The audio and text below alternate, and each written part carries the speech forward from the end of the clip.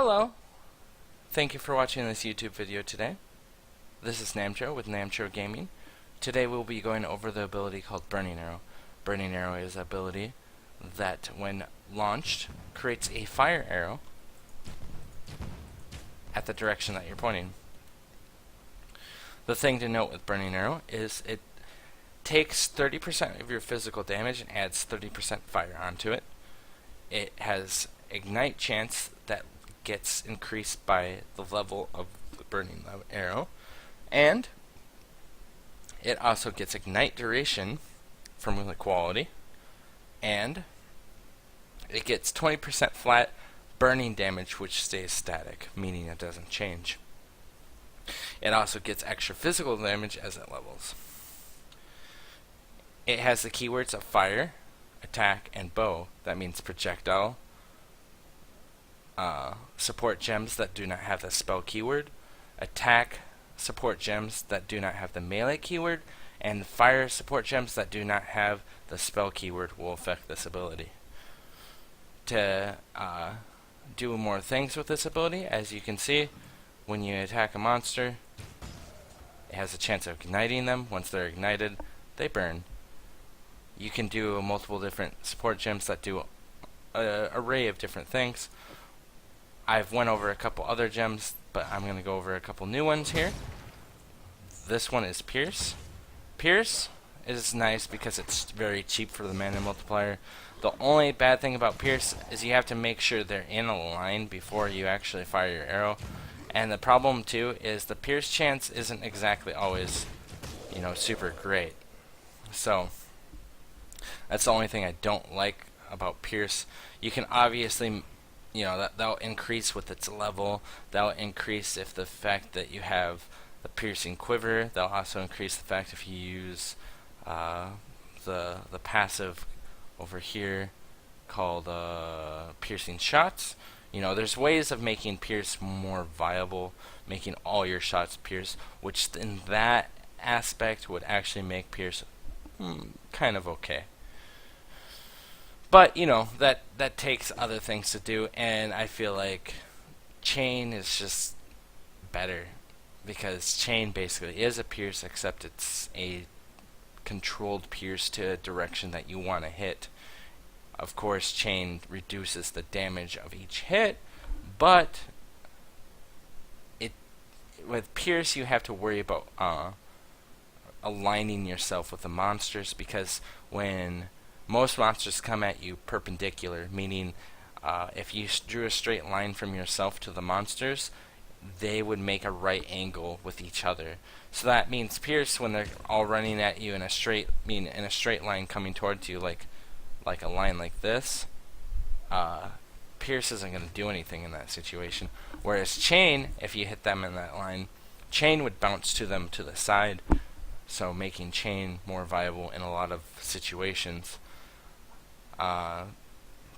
That being said, you can position yourself around and trying to do stuff, but the thing is the more you're sitting there trying to position yourself, trying to get that extra damage, the more time you're wasting. Whereas if you just had Chain, you could have just sat there and attacked, and you wouldn't have even had to worry about positioning.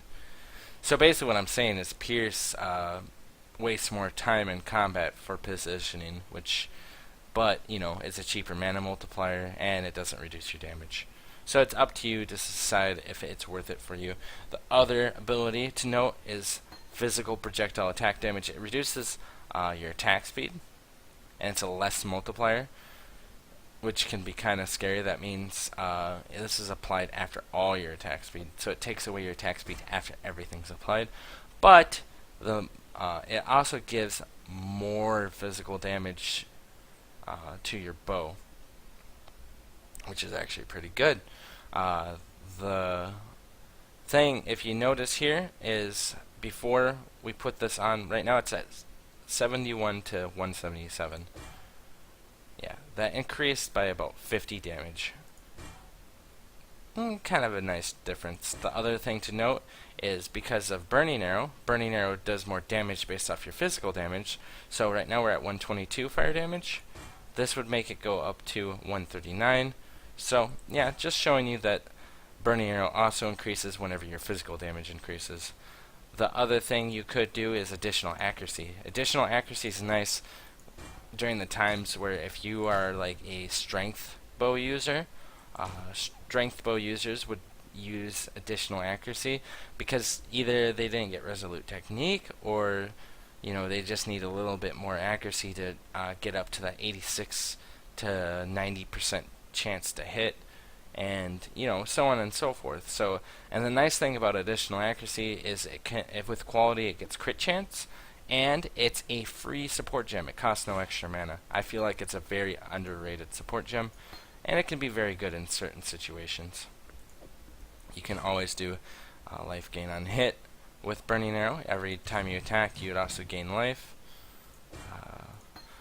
Faster attacks would obviously work too. The other thing too to note is you can do faster projectiles with bow attacks. It would just increase the attack range of your ability.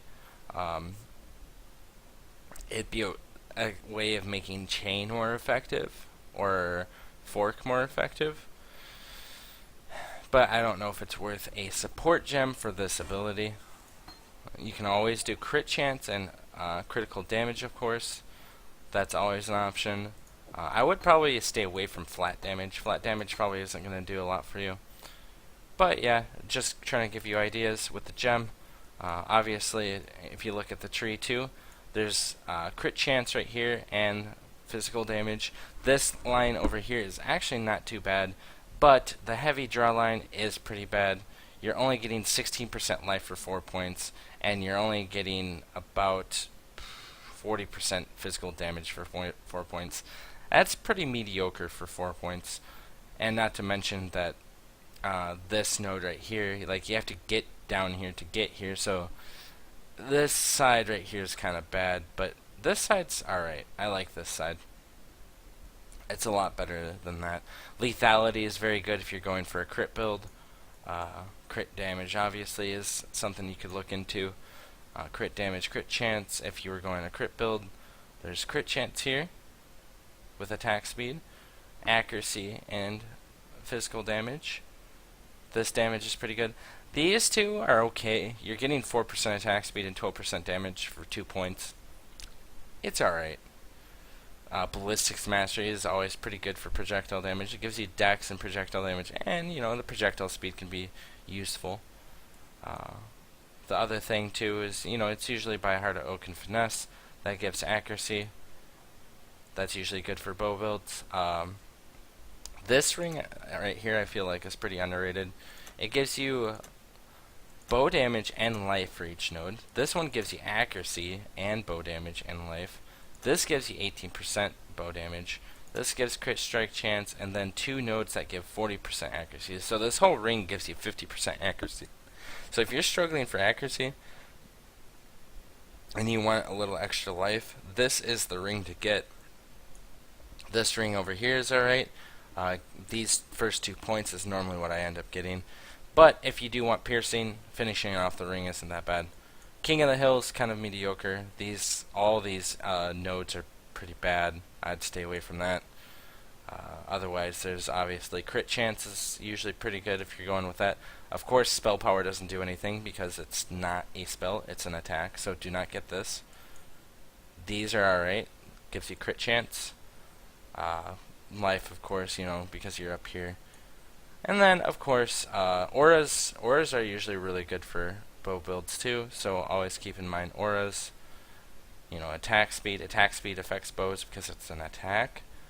And then, if you go further than that, you could also, mana works too, because especially for some, when they're lacking on mana, it really depends on what you end up doing.